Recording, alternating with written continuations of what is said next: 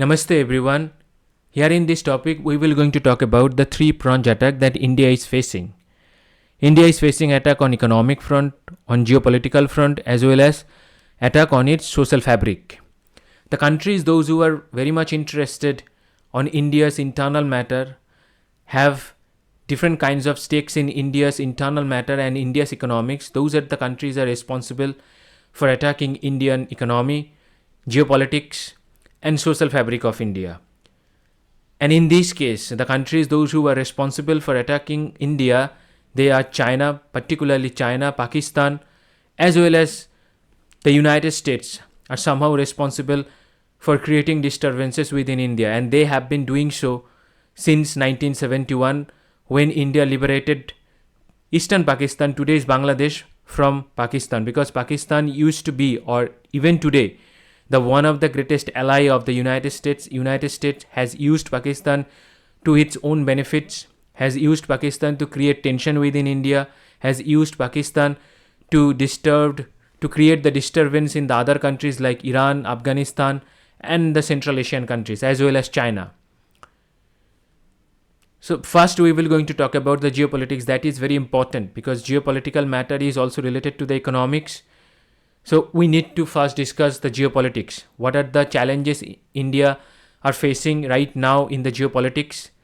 And right now, India is facing tensions in its neighbor. India has been facing tensions within Pakistan and the Bangladesh since 1947, because these two parts of the India that used to be the part of India before 1947 and after 1947, they were separated. They were separated on the basis of line that is called the religion. The Muslim dominated regions, Pakistan is almost 80 to 85% Muslim dominated. You can say in today's time is 95% Muslim dominated. Bangladesh is also 90 to 92% dominated by Muslims. So as a result of that, they have some dream as a country, as a Muslim nations, to convert Indian Hindus in the Muslims and to create India as a Muslim dominated country. So as a result of that fault line that in their head that has been used by the United States as well as China to create tension within India on the basis of religious lines.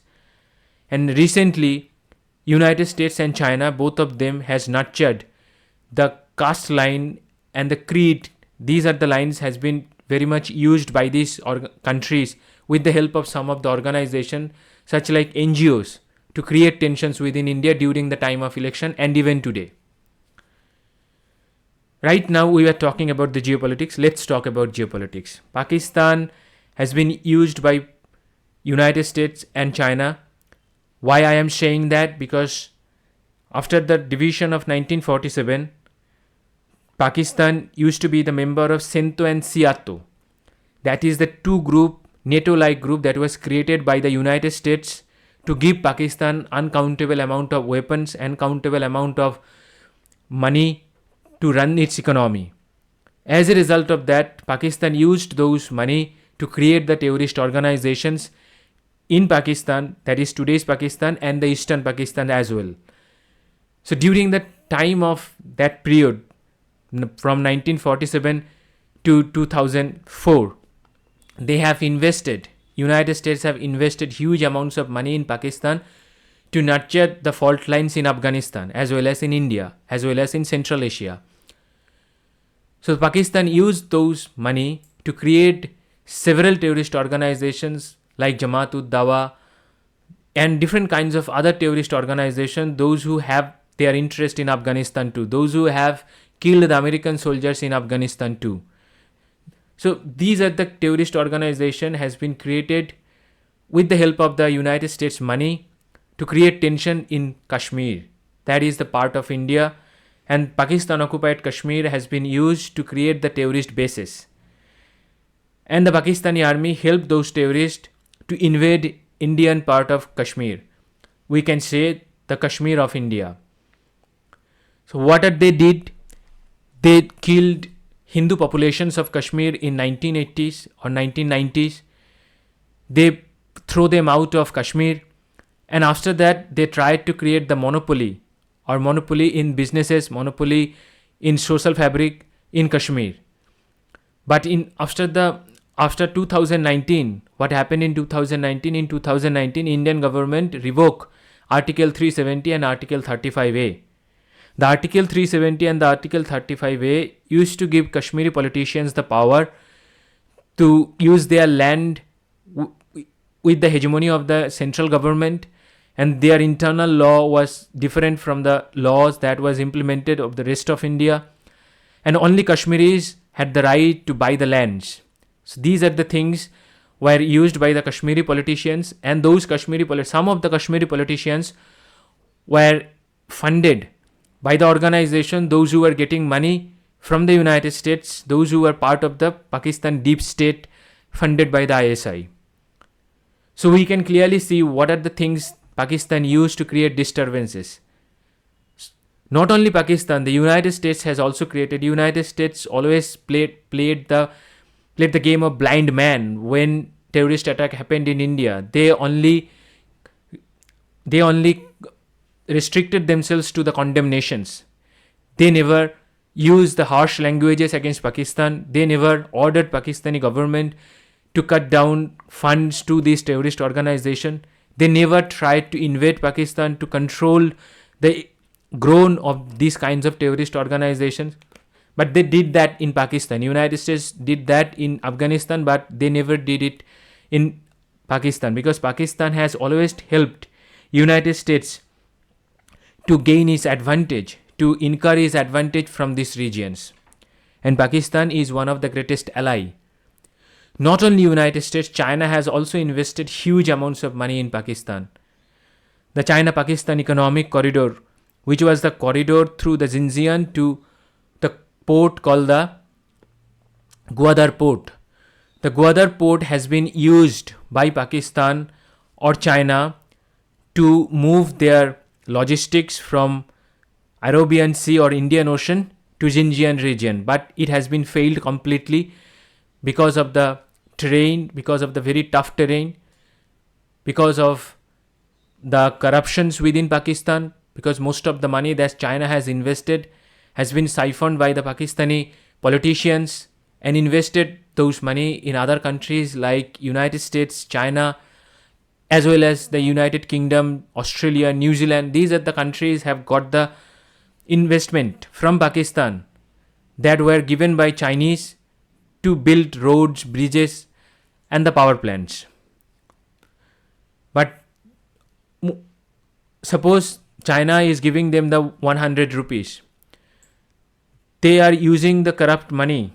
I mean, the Pakistani politician has been siphoning from 100 rupees, 20 rupees has been siphoning by the Pakistani politician. But the rest of the money is being used by the Pakistani ISI or the Pakistani generals for their wealth, to create their wealth, to create the other kinds of terrorist organization, to invest the money in order to create the propaganda against India. So China and United States, both of them are responsible what we are seeing in Kashmir today's time. After the end of the 2024 general elections, India has been facing several terrorist organizations in Jammu, which is quite unusual. Because since 1947, India has been facing terrorist attack from Kashmir. I mean, through the Kashmir regions. But India has never faced attack in Jammu region. Is hardly one or two attacks had happened before these kinds of trends that we are observing right now. They are killing Hindu pilgrims. They are killing the army personnel, those who are deployed there to protect the boundaries of India. So all these kinds of things the India is observing right now, and things are happening very, very fast, because after the inceptions of the Joe Biden in United States throne, we can say the United States presidency, Pakistan has been getting several billions of dollars from IMF. Who is controlling IMF? The United States has the maximum share in the IMF. It is around 16.9% or 17%. So United States has the primary say whom they wants to give the money and whom they do not wants to give the money. So United States has been giving the money to Pakistan again through the IMF. and they are also giving them some kinds of free money in the name of women's right, in the name of democracy, which does not exist within Pakistan. Because Pakistan is a Muslim majority country, democracy does not exist. That is being ruled by army leaders. Only the democracy, only voting has been happened only to install a puppet regime of the army. Army is actually in the power of the Pakistan throne. They controlled everything. But government of the United States has been giving Pakistan money since Joe Biden has came to power. They give them around $5 billion when Joe Biden came to power. After that, $400 million for in the name of democracy and the women's right. In this way, they has been giving them some kinds of token money. Recently, they have given them $100 million.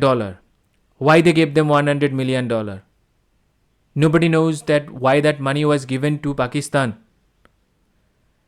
But there is a link of giving that $100 million to the Bangladesh coup. That is very important right now. Because Bangladesh has facing different kinds of challenges right now.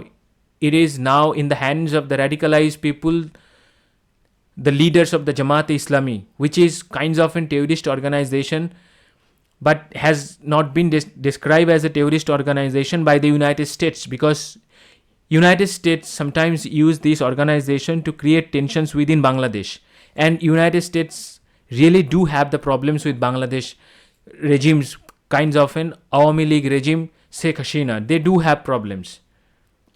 Because in 1971, when India liberated Bangladesh from Pakistan, then United States sent its 7th Fleet from Guam to the Indian Ocean to tame India's invasion of Bangladesh, or India's try to liberate Bangladesh from Pakistan's clutch. At that time, Pakistan was responsible of killing several peoples in the name of religion, in the name of caste, in the name of creed. They raped several Bangladeshi women. They killed or mutilated the bodies of the women, old babies. But Pakistan was getting support from the United States. At that time, United States were being ruled by the Nixons, and the Henry Kissingers were behind all of those things, as well as Nixons. Henry Kissinger almost used very vile language, and the Nixons also used the vile language against India's Prime Minister, Indira Gandhi, at that time the Prime Minister. But India liberated Bangladesh with the help of USSR, Soviet Union. Soviet Union sent its nuclear submarines to protect India against the United States invasion. Because United States, as I said, sent its most powerful fleet. Not only the United States, United Kingdom also sent its powerful fleet to protect Pakistan from India. They were supporting dictatorship in Pakistan, rather the democratic government in Bangladesh.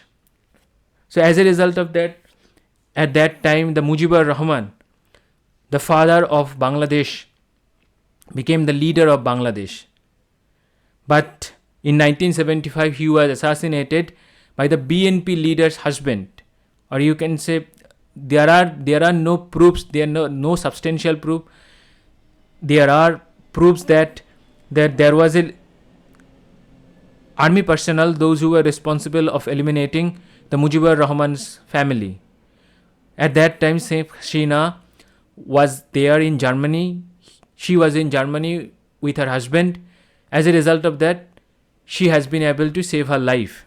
And she became the Prime Minister of Bangladesh for time to time since 1996. And she has been ruling Bangladesh for 15 years until he has been removed by the coup that has been funded by the United States, China, as well as Pakistan. Now she is living in India in asylum.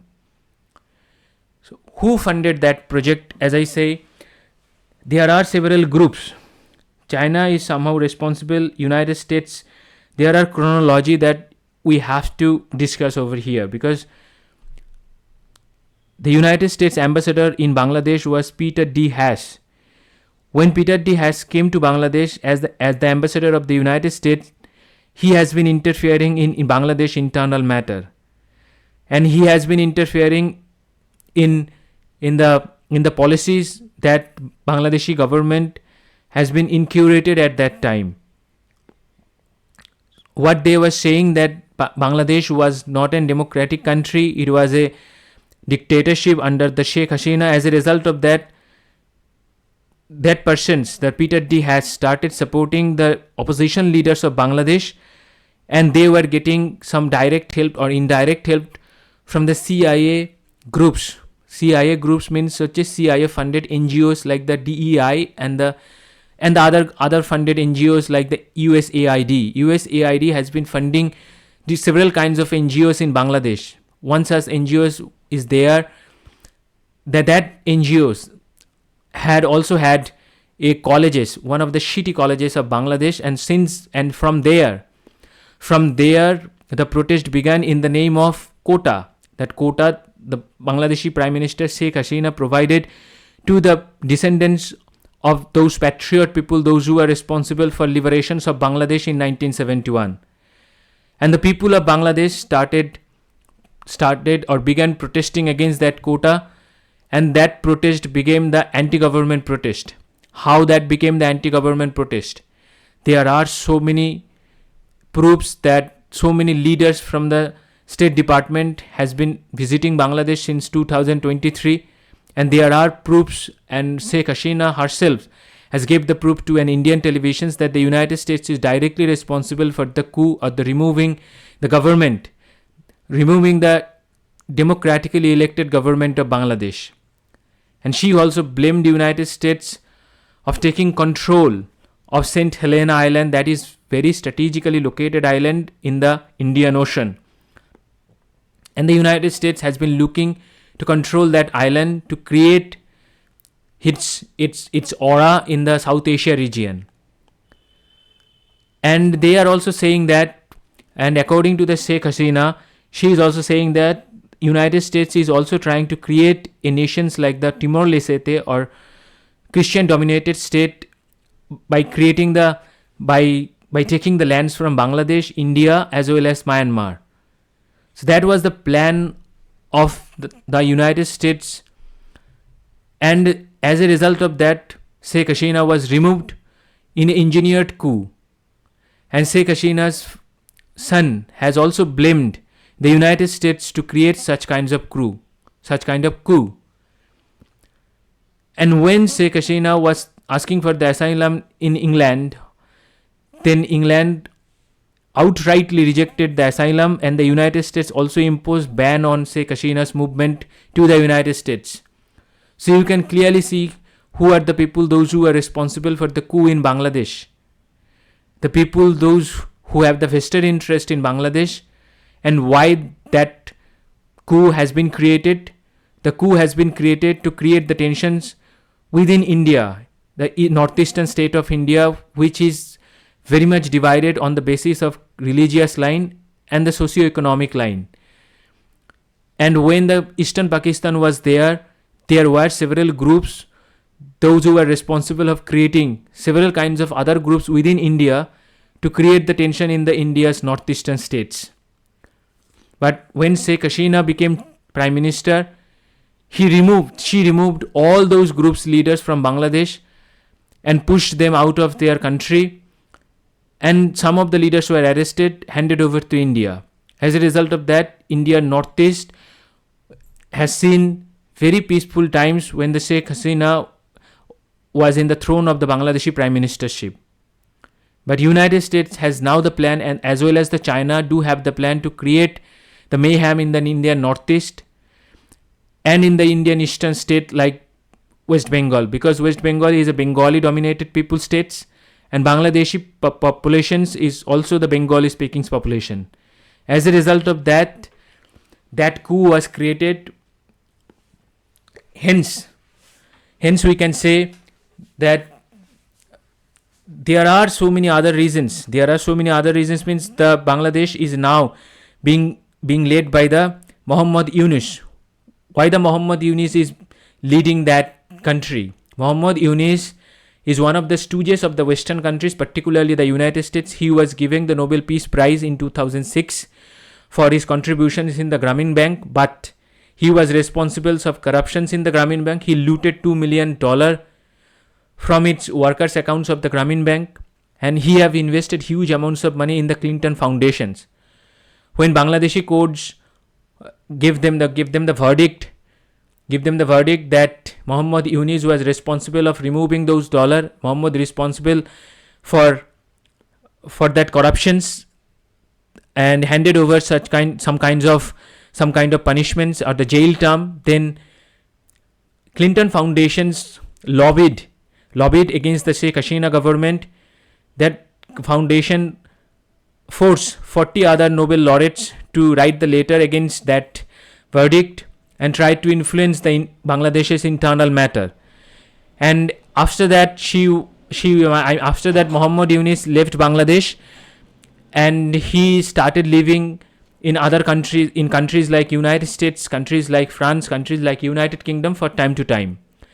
But he has been under the influence of the United States, has been under the influence of the Clinton Foundation, under the influence of the USAID, under the influence of the NGOs called the DEI, and that person has been used to create that coup.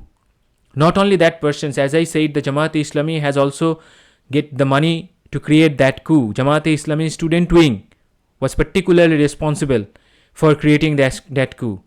Before the coup, there was no news on the Muhammad Yunus. But when the coup was about to end, then the leaders of the student protest came up with a proposal that the Muhammad Yunus will going to lead their nations. How he has came up with that logic? When the protests were going on in Bangladesh, then there was no one to take the name of Muhammad Yunus. But when the coup ended, out of blue, Muhammad Yunus' name came up, and he became the leader of the country, coming from the asylum when he was in France. He was not involved in such kind of protest that had happened in Bangladesh. So when something happened in any countries in the world, then you have to come up with conclusions that some foreign hands are there. In this case, the United States and China. And we cannot neglect the hands of the ISI, because ISI do have its interest in Bangladesh to hurt India. ISI do have its assets in the Jamaat-e-Islami and the other terrorist groups, those who are there in Bangladesh, those who are now responsible of killing and mutilating the Hindu bodies on the Hindu women, raping the Hindu women. So we have been saying, that we have been observing right now, that Muslims populations are mutilating the Hindu women, raping the Hindu women. Why? What is the reason behind that? United States is responsible. We're going to take the responsibility for that. No, they will not going to take the responsibility for that. They supported the government of the Muhammad Yunus, the silent support. They still describing Sheikh Hasina as the dictator leaders, and they are supporting the Muhammad Yunus, and they has been using their machinery to give them any kind of support. To do that, they are hurting India's interest, India's geopolitics, and India's economics. Let go of Bangladesh. Let's talk about Myanmar. What happened in the Myanmar and what is happening in Myanmar. That is very important, because India's northeast is about to blow. Indian northeastern states used to see the very peaceful environment before 2024 or 2023, but it has been boiling. Particularly the Manipur has been boiling in the name of religious line, because of some kinds of misconceptions that has been spread by the social media organizations, which is on the hands of the United States. The United States control the social media organization. They control the flow of informations, and misinformation has been spread by some kinds of group funded by the George Soros. We need to know who is George Soros. George Soros is an hedge fund manager who controls the OCCRP. That is one of the organization on which he have funded the 31 pledged not funded, pledged $31 billion, and with the help of those $31 billion, some kinds of misinformation campaign has been created in 2023, and some of the political parties of India added the fuel to that. As a result of that, Manipur has been burning since 2023, and no one means except the government of India, no one is trying to, even the parties, those who are responsible for the India's internal politics, they are not trying to reduce the tension in Manipur. They are trying to add the fuel to that tensions by visiting those states, by sending their leaders, by creating the groups, those who further create the divisions within the society. They are directly supporting the groups, those who are promoting religions.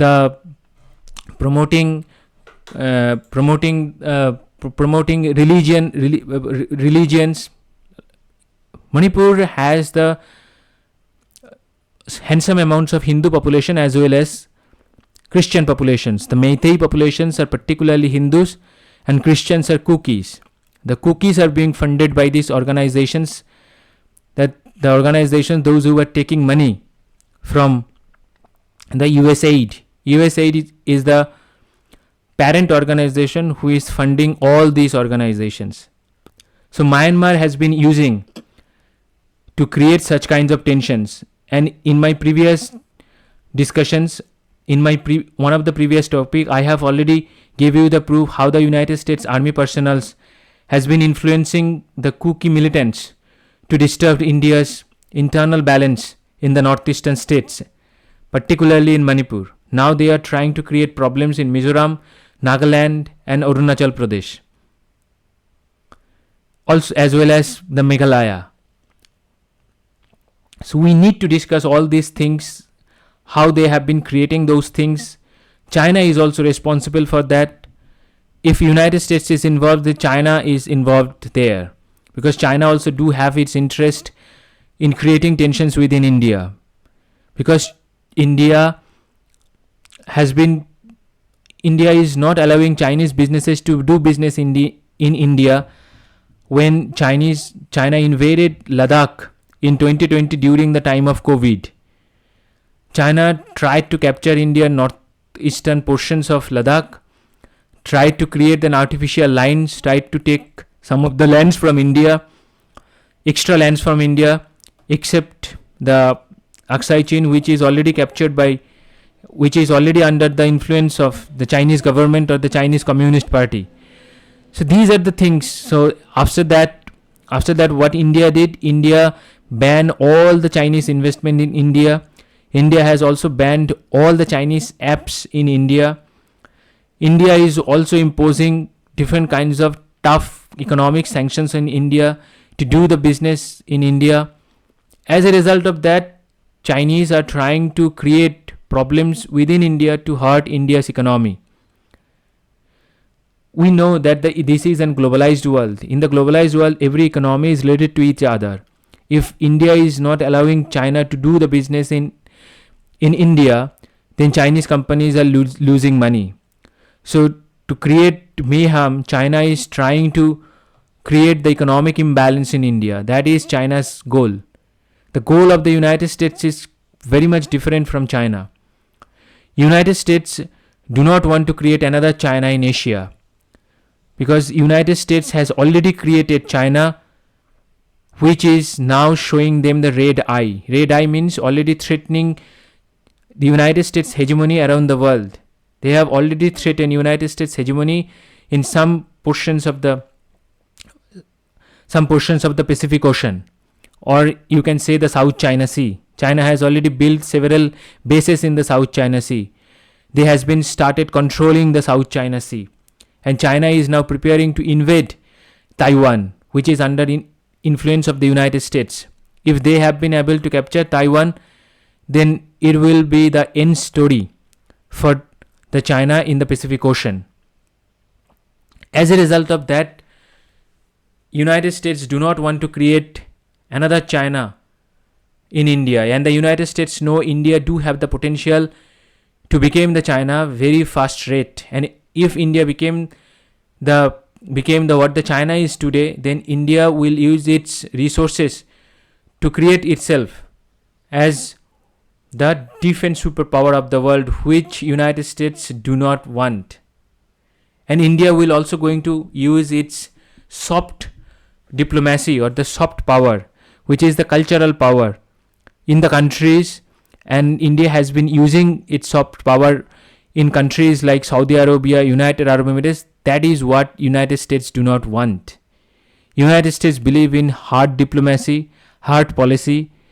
They use military against against the countries, those who are hurting the interest of theirs. They have invaded Iraq because Saddam Hussein was raising voice against the United States, and they were not in the favor to give the United States access to his oil well. United States is a very, very critical country to its oil resources, because the United States wants to control the oil of the world. Oil is the main resources that is running the world economy. Oil is one of the main resources, you can say, not the main resource, but one of the main resources of the world. And United States' goal is to control the flow of oil around the world, control the production of the oil around the world, control the flow of the money by controlling the oil. Why and how? Because in 1973, United States signed a signatory deal with Saudi Arabia, that Saudi Arabia will going to sell all of its money and take the payments in dollar. So that was the deal. Now what the Saudi Arabia is saying that they will not going to honor that deal, because that deal has been expunged. As a result of that, United States is trying to create tensions in Middle East, trying to create tensions in Southeast Asia, trying to create tension in South Asia. That is the rimland theory. There is a rimland theory. On the basis of that, United States run its economy, run its geopolitics in these portions of the world, particularly in Asia. They want to create tensions in the rimland to create the tensions in the Russia. And they are genuinely fearful of the Russia. Why they are genuinely fearful? Because Russia is a humongous country. They have all the resources. They do not need resources from any country, particularly the United States. And they can help any country if any countries needed the resources. As a result of that, we are observing or witnessing the Ukraine war. Why the Ukraine war has been created? Ukraine war has been created to create or influence the Eastern European countries, as well as create the tensions within Russia. Recently, so many geopolitical events that is indicating that United States directly involved in influencing the matter within Russia. We have saw the terrorist attack in Russia, in Moscow, terrorist attacks in Caucasus region of Russia, that is Dagestan region. And after that, several other things. United States have already given the F-16 to Ukraine, and has already given several other weapons to Ukraine, and they are dangerously influencing Ukrainian soldiers to invade Russia. Recently, Ukrainian soldiers have invaded the Kursk regions of Russia, and Russian President Vladimir Putin has threatened for the total war against the NATO countries, which is kinds of an alarming situation for the world. And that is what the United States want. Because the United States is sitting somewhere on the opposite sides of the world. Opposite sides mean they are in such a position, geographically they are very safe. Geographically they do not have any threat in that region, because they are sharing the border with Mexico, with that country they have some problems regarding the immigrations, but they can resolve that problem. And in north they have their own baby, which is Canada. Canada is their own baby. We cannot say it is particularly a different country, because what United States say to Canada, they do. They simply do. As a result of that, United States does not have any challenge in that region, and they are in very safe position. As a result of that, they create the tensions in the other parts of the world to earn the billions of dollars, to sell their weapons, to hedge their bets, to create other kinds of opportunities for their businesses. That is why we are observing things in India, the geopolitical attacks. They are creating tensions in India's neighbor to engage India in the India's neighbor position. They do not want India to influence the other portions of the world like the Africa, because India has been saying to create a new group called the South group. That means that India is influencing the African countries, India is influencing the countries in the Western Asia, India is influencing the countries in the South America, and India has not been influencing the countries use weapon. India has been influencing these countries using its soft power, giving them wheat, giving them other kinds of food items, giving them different kinds of medicines, giving them COVID vaccines, other kinds of vaccines. But United States do not want India came out of these clutches. That is why they are forcing India to engage in its neighbor, trying to solve their problems in neighbors. They do not India to grow itself, as well as China do not India to influence the other portions of the world. Because there is a tussle going on between China and the United States. Sometimes they come together to threat India's existence, to threat India's geopolitical existence, to threat India's economic and social fabric. Now Maldives. Maldives is very important, and it shares boundary. We can say it does not have the physical boundaries, it has the marine boundaries with India. And recently there is a puppet regime backed by China is ruling Maldives, and the prime minister or the president of that country is Mohammad Muizzu. Mohammad Muizzu came to power on a campaign called the India Out campaign that created hate among the Maldivians for Indian population. And Maldives is a Muslim dominated country, 100% population following Islam as a religion. As a result of that, they created hates among the Islamic peoples, or the peoples, those who are following the Islams, against the Hindu populations of India. They use vile languages against Indian Prime Minister. They means the ministers in the Muizzu's cabinet has used vile languages against India, Indian Prime Minister, and several other things about India. They created tensions among India and Maldives. India has been able to contain Maldives by sending Jaisankars right now. Jaisankar has visited Maldives and came up with several kinds of deal. These are the things has been created by China, has been created by the United States. And the flow of money is very important. Because all other things has been created with the help of currencies. That is called the Bitcoin. The Bitcoin is kind of a currency that is not been regulated by any countries. Particularly the United States is right now regulating that currency, but there are no other countries those who are regulating the Bitcoin. So India need to control the flow of Bitcoin within India and the people, those who are doing businesses in Bitcoin. Particularly, my suggestion is that India should ban the use of any currencies like Bitcoin and Bitcoin itself.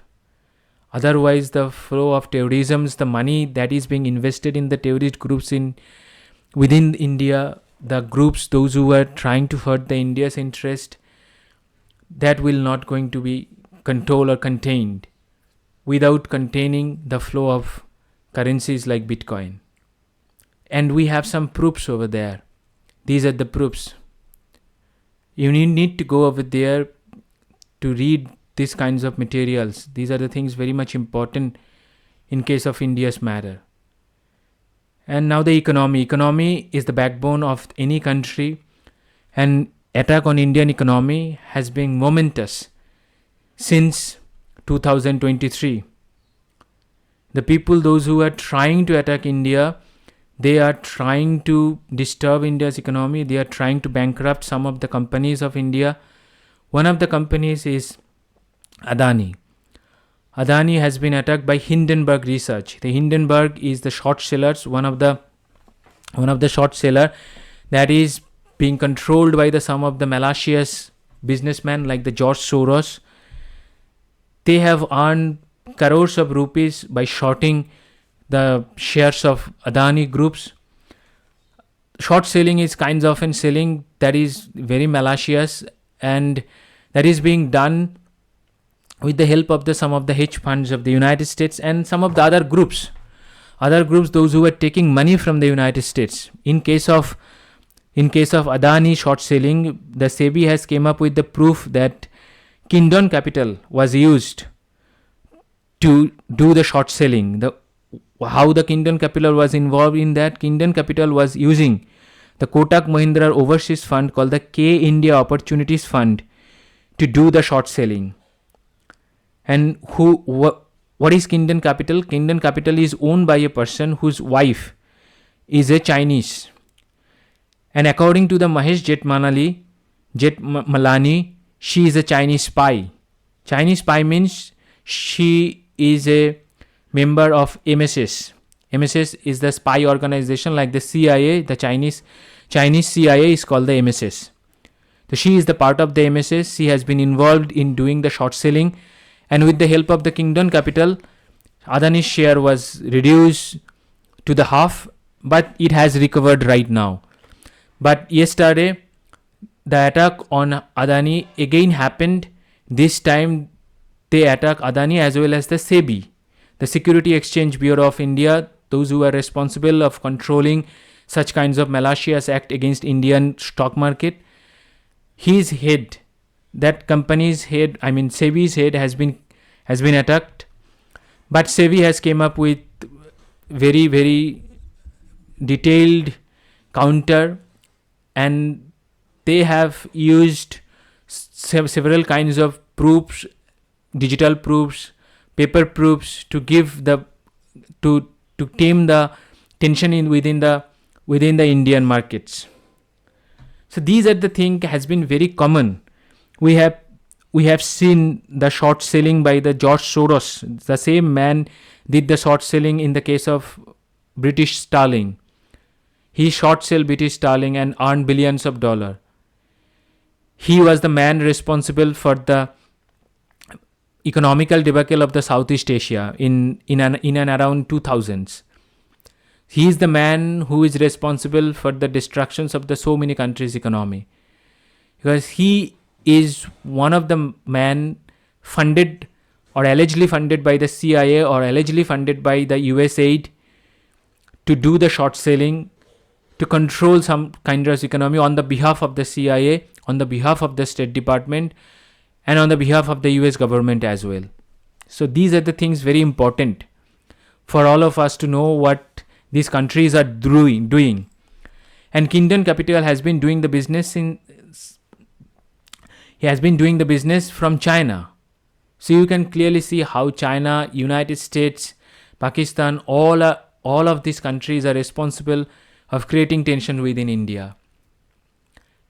And all of these groups are using the social media platforms to create tensions within India on the basis of social lines, on the basis of caste line. An Indian population has observed such kinds of proofs during the time of 2024 election. During the time of 2024 election, the opposition political parties has been using the caste census, because in Hindu religion can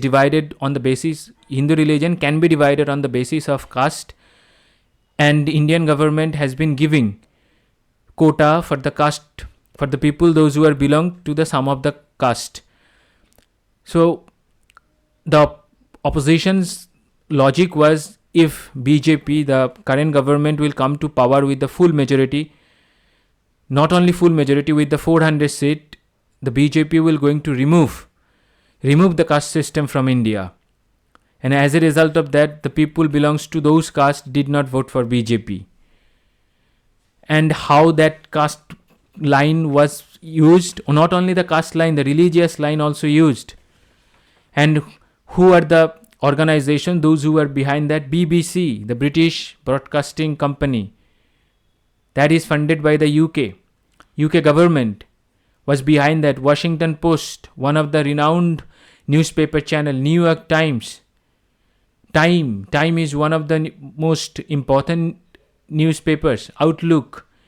These are the propaganda, these are the channels or the newspaper houses has been used, allegedly used by the United States or the CIA to create such kinds of line. Or in case of in this case, we can say that the MSS was also responsible of funding to spread such kind of propaganda war within India on the basis of caste line. And who was behind that? Who was the man in India? That man was Christopher Jeffrey Law. Who was the Christopher Jeffrey Law? He was a communist, hardcore communist, French political scientist and researcher. He has been living in India for several years, and he has been studying India on the basis of caste line. Not only India, you can say the Hindu religion on the basis of caste line. Because people like this has been used by the CIA, MSS to create tensions within India on the basis of caste, creed, on the basis of other races. And he has been removed by the Indian government when the elections was over. And this time, and during the time of election, the BBC, Washington Post, New York maintained the distance. This time Le Monde is one of the famous newspaper of France. Not only Le Monde, other French newspapers, news handlers, Twitter handlers, YouTube channels has been used to spread propaganda, to spread misinformation against India on the basis of caste line. Not only the caste line, they also used the Islamic line. They also used such kinds of different kinds of keywords like declining democracy in India, Islamophobia in India, growing authoritarianism in India, undemocratic nature of India, stigmatization of Muslim, Hindu majoritarianism, fascism. Different kinds of keywords has been used by these newspapers, by several kinds of Twitter channels, several kinds of channels in YouTube. They all used these words, these keywords to spread propaganda against India, particularly the current political party. And these are the people, those who has been working for the Indian government, the previous Indian government. They took money from the Indian government. They was responsible for making ministers in those government. They were responsible for siphoning the money for their own benefits, to create the wealth for their families, to create mansions in places like Dubai, London, places like Sydney, Wellington. So now these peoples are very frustrated because these peoples are not getting any kind of say in the government. The government of India is very, very transparent in this case. As a result of that, these peoples are taking the help from the groups like the USAID, allegedly taking the help from the USAID, CIA, MSS to create the tensions within India, to create the situations like Bangladesh. We have already seen the Bangladesh, and they have already created that situations in the name of so-called farmers. There were 3 farmer bills. That 3 farmer bills were supposed to give the Indian farmers the independence to sell their goods in any markets of the world or any markets of India. But those people spread misinformation that Indian government wants to control all the productions of those farmers, all the fields of those farmers, all the stocks of those farmers, and trying to create the tensions and trying to make them bankrupt. So that was the line, that was the propaganda line, or that was the narrative war created by this organization during the time of so-called farmer protest. Not only the farmer protest, during the time of CAA, the people in the politicians in American Senate, politicians in American Congress, they used to say that the India will going to remove all the Muslim those who are in India. There was a false propaganda, or the narrative were created by the people those who are in the government of the United States, and the most of the politicians were part of the Democratic Party. Most of the politicians, Republicans are also responsible, but most of the politicians were part of the Democratic Party, and they pushed such kinds of narratives within India.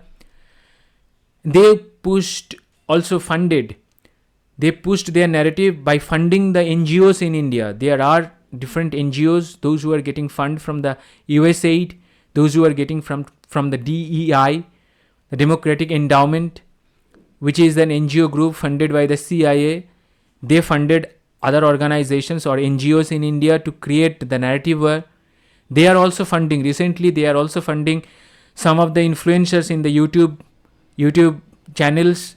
They are giving them the crores of money to create tensions in Indian economy, to create tensions in Indian society, to create tensions in Indian geopolitics. They are supporting everything what the government, they are supporting everything